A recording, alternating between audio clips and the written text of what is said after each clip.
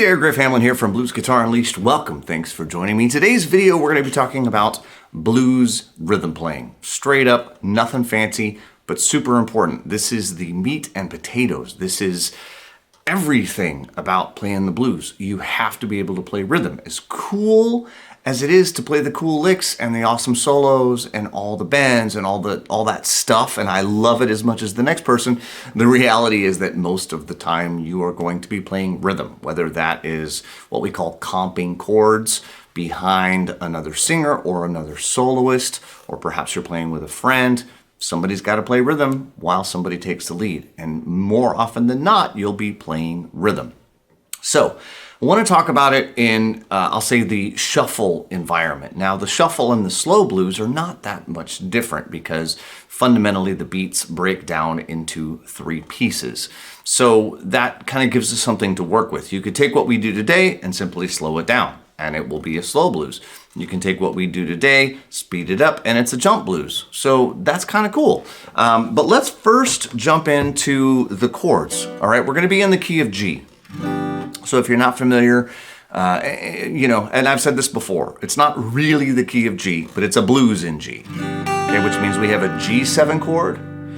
I'm going to use a C9 variation. I just really like that, and I'm going to use a D9 variation, okay? So if you're not hip to those chords, you could use just a regular C7, okay, like that kind, or the D7. In reality, I'm only going to use a handful of notes anyway. If you've not ever heard me talk about little chords, this is a great kind of intro to what I mean by little chords, which is this. We never play this whole thing. I would never go, I would never do that. It's just too much going on down in the basement. We don't want those notes. It's going to interfere with the bass player, possibly a keyboard player, possibly another guitar player. There's just a lot of things it's probably going to interfere with. And likewise, I'm probably not going to use that very, very top note because I don't want to interfere with the singer or the soloist or whoever. I'm going to stick to the middle, the second, third, and fourth strings. Okay, so this turns into this. 3, 4, 3. That's it. Fourth string, third string, second string. Done, right? End of story. Which means that my C9 is 2, 3, 3. It's just right there. Now, I could even just use 2 strings. I mean, you really don't need more than these 2 strings. I could use just the third and the fourth, right? Third string on the third fret on the fourth string, fourth fret on the third string, go down a half step to the C, back to the G, up a half step to the D. But I'm gonna drag that ninth along. So I'm going to go ahead and grab that second string as well. And that's it, right? That's my whole, for chords, that's it. Okay, so think of yourself almost like a horn section, right? You want to, what you never want to do is this.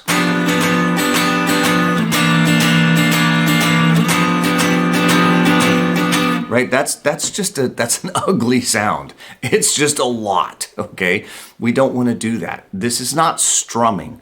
Comping or a lot of blues rhythm in a band context is very different from strumming, like what we think of, right? That kind of, when we're doing, campfire songs or strumming, country chords or whatever. That's very different because we're laying down kind of an entire bed of music for somebody to sing over. That's not the case here. We're just going to stab. We're going to do these little stabs. And so you'll notice my right hand doesn't move very much. I have a habit of I pick the lowest note with my pick, then I use my middle finger and my ring finger, and I pluck it. And you'll notice that as soon as I pluck it, I put my right hand back to mute it. Everything is short. I think of these as like horn stabs. I want to get in and get out. This is the Muhammad Ali of rhythm playing, right? This is the, float like a butterfly, sting like a bee thing, right? Sting, done. That's it. It's very rare, but sometimes I will just let something hold. That's actually a really cool variation is just to let a chord hold. Because if you're doing a lot of this, 2 and 3 and 4 and that and 2, 4, 1, and you're doing a lot of this kind of just little stabby things, and then you go and you just hold that, it sounds really cool. Okay, so that's not a variation I intended to discuss today, but it is a really cool variation. What I wanted to get into was a very simple idea. We're going to start with 2 stabs per bar. I'm going to stab on beat 1, so 1, 2, 3, 4. So 1 on the downbeat of beat 1, 1 on the upbeat of beat 2. And for those of you that have seen a lot of my videos, you're going to be saying, but wait, Griff, you said don't play on beat 1. No. I said don't start your solo licks on beat 1. You can absolutely play rhythm on beat 1. It's not a bad thing to do at all. Okay, so we're going to play 1, 2, we're not changing chords. 1, 2, 3, 4, 1, 2, 3, 4, 1, 2, 3, 4. Now I could strum 1, 2, 3, 4. So you see, I can strum, but notice that as soon as I strum it, again, see my 2 fingers here lay down, and my right hand lays down. Everything cuts it short. 2, 3, 4. 1, 2, 3, 4. 1, 2, 4. 1, 2, 3, and then I change chords to the 4 chord. 2, 4. 1, 2, 3, and then I change back to the 1 because that's 2 bars. 1, 2, and then I go to the 5 chord. 1, 2, 3, 4, and the 4 chord. 1, 2, 3, back to the 1 chord. 1, 2, 4, and the 5 chord. 1, 2, 3, 4, and that is my entire 12-bar blues progression. Let's hear what it sounds like to the jam track. 1, 2, 3, 4. 1, 2, 3. 1, 2, 3, 4. 1, 2, 3, 4. 1, 2, 3, 4. So I'm on the C, back to the G.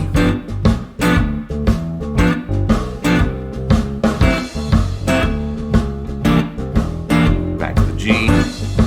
And the 5. And that's not a bad sound at all. That's a great place to start. That may even be, many songs are going to have 10 or 12 passes, 10 or 12 choruses, right? That may be one of yours. But sometimes I do think that it doesn't sound as good to start to play on beat 1. And it just depends on the track. It depends on the band. It depends on a lot of different factors. But sometimes I don't want to start on beat 1. So maybe I might go 1, 2, 3. So instead of using 1, I'm going to use the of 1. 1 and 2 and 3 and 4 and 1 and 2 and 3. So it's a slight variation. 1, 2, 3, 4, 1, 2, 3, 4, 1, 2, 3, 1, 2, 3, 4, 1, 2, 3. Right? You get the idea. So if I do that and I go through again all of the chords, I'm just going to get a slightly different sound. Check it out. 1, 2, 3, 4, 1, 2, 3, 4, 1, 2, 3, 4, 1, 2, 3, 4, 1, 2, 3, 4, 1, 2, 3, 1. And again, I could strum.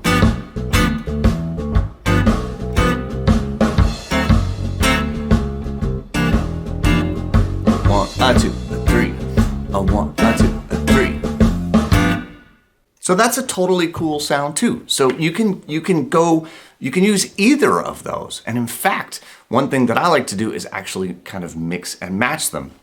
And it turns it into a 2-bar phrase if I use the second one first. 1, 2, 3, and then I use the first one. 1, 2, 3, 4. First one, 2, 3, 4, 1, 2, 3. C chord, 1, 2, 3, 1, 2, 3, 4, and back. 1, 2, 3, 4, 1. Now this one I'll change in the middle. 1, 2, 3, 4, 1, 2, 3, 4. Same here. 1, 2, 3, 4, 1, 2, 3. Right? So I'm using I'll say my second version and my first version together. That makes a 2-bar phrase. 2-bar phrases are awesome because it gives us a little bit of sort of built-in variation all the time, right? I'm never playing just the same thing bar after bar after bar. But notice that I created it by taking 2 very simple ideas that were only 1 bar long. So it's not like it's complicated. Let's see what this sounds like over the track. A 1, 2, 3, 4, 1, a 2, a 3, a 1, a 2, a 3, a 4, a 1, a 2, a 3, a 4, a 1, a 2, a 3, a 4, a 1.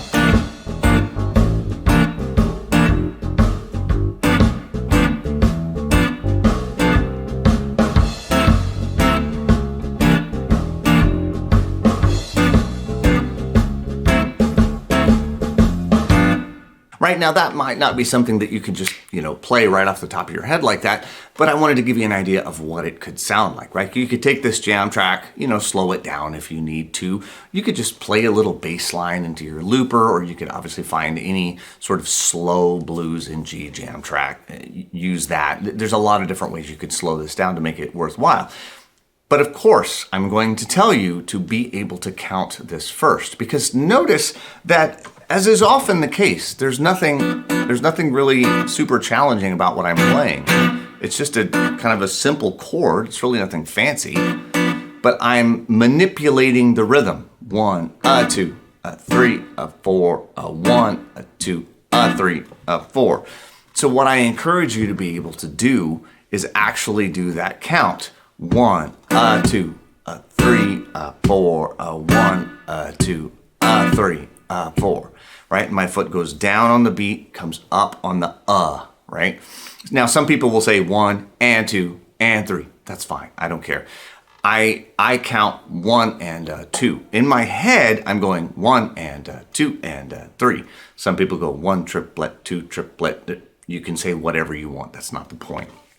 The main thing is that you get that shuffle feel, and that comes, for me, by, in my mind, subdividing into 3, even though I'm only saying the first and third, right? That's just really common shuffle type stuff, but I want to still point it out in case you're not on the counting train yet. Hopefully I can get you on the counting train. Now, once I have something like this going on, a 1 and 2, a 3 and 4, a 1, a 2, a 3, I might decide, right? And this is one of those things that you tend to decide on, you tend to want to listen as the song is going by. And you might think to yourself, there's a little bit more room for me. I could play a little bit more here. And so when that happens, I tend to double the second thing, the second set of hits. So 1, a 2, a 3, a 4, a 1, a 2, a 3, a 4, a 1, a 2, 3, a 4, a 1, a 2, a 3, a 4, a 1, a 2, a 3, a 4, a 1, a 2, a 3, a 1, a 2, a 3, a 4, a 1, a 2, right? Now, I realize that I'm doubling those slightly differently. It's because I always want to end on an on the beat, So the first one, 1, 2, 3, 4. So I get 2 ending on the Second one, 1, 2, 3. So I added one before on the first one, added one after. I don't know if that's going to trip anybody up, but that's what I did. And it sounds really cool, right? So I have a little bit more going on. 1, 2, 3, 4, 1, 2, 3, 4, 1, 2, 3, 4, 1, 2, 4, 1, 2, 3, 4, 1, 2. It gives me just that little extra. 2, 4, 1, 3, 4, 1, 2. And I can do it strumming, but again, I'm just killing it quickly.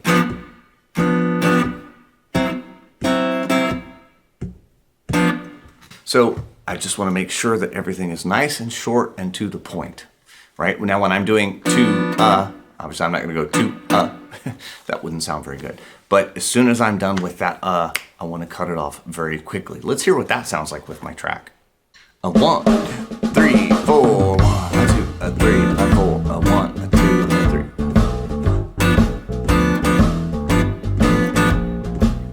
2, 3, 4, 1.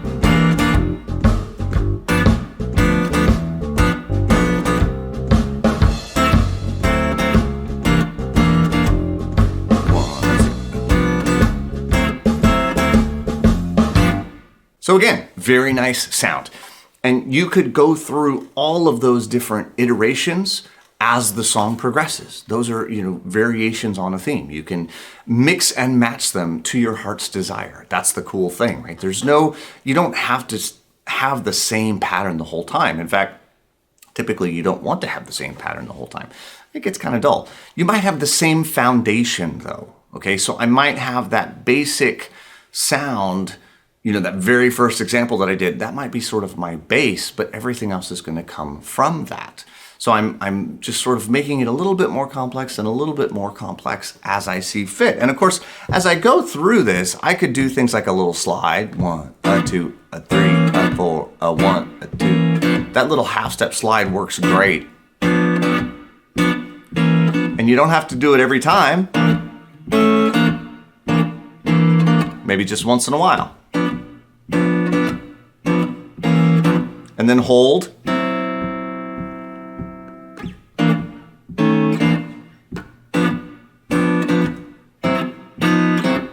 Right? And I'm just literally making it all up as I go along. And again, the hold isn't one I necessarily intended to show you today, but it's such a great variation, just right in the middle, like on the 4 chord or the 5 chord, you just kind of hold a chord and it just really breaks things up.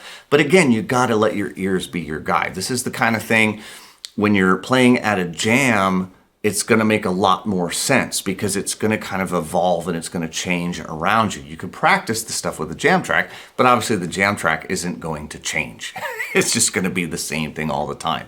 So that's, when we're in the woodshed, when we're playing with the jam tracks at home, this is where you try these different things out. You get used to the sound, your ear knows how they go. And then, when you get on a bandstand or you get with some friends or you get in a band or whatever, and things are evolving around you, that's when you can make these choices on the fly. But if you don't learn them at home first, you're not going to have those available to you when the time comes. And there are, aside from that little half step slide or just holding, there's a bazillion other different cool little things that you can do. I have a bunch of these variations in, of course, my original Blues Guitar Unleashed course, which has a whole, half of it is all rhythm stuff. But I do also have a course called 52 Rhythm Fills and Variations. So if maybe you're already playing a little bit, you don't feel like you want to go through the whole thing, but you just really want to up your rhythm game, the 52 Rhythm Fills and Variations is a great place to start. It's got stuff divided into the shuffle feel, into the slow blues feel, and the straight feel. So there's actually a lot of different variations depending on the type of blues song that you're playing. So as always, I'll leave a link for that near this video. Hopefully you dig this. I hope you try it out for yourself. As always, if you've got guitar playing friends that you think would dig this video, I hope you'll send it to them. If you're seeing this from one of my emails, I will leave a link to the jam track nearby so you can try some of this stuff out for yourself. I don't have a tab specifically because these are very, very simple little phrases, and I want you to try and do them by memory. So if you need to go back and watch the video again, pick one out and try it with the jam track. But I really want you to use your ear and use your counting and not rely on the tab. So it's kind of why I'm not gonna put it here. It's again, they're very simple phrases. You should be able to get them memorized quickly and work with them. So I am Griff Hamlin from Blues Guitar Unleashed. Thanks for joining me today, and I will see you real soon. Take care. Bye-bye.